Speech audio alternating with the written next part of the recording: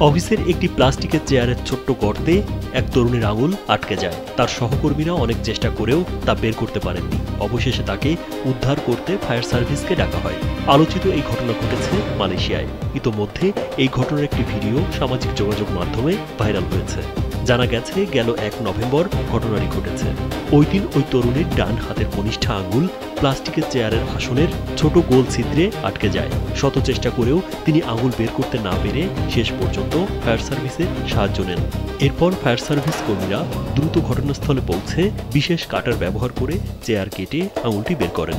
এ সময় ভুক্তভোগী তরুণীকে শান্তভাবে বসে থাকতে দেখা যায়। স্যান্ডেলিনা সো, রূপচর্চায় আভিজাত্য।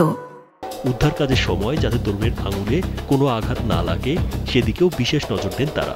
ভিডিও দেখে মিশ্র প্রতিক্রিয়া জানিয়েছেন নেটিজেনরা। তবে শেষ পর্যন্ত ওই তরুণী আহত না হওয়ায় স্বস্তি প্রকাশ করেছেন তারা।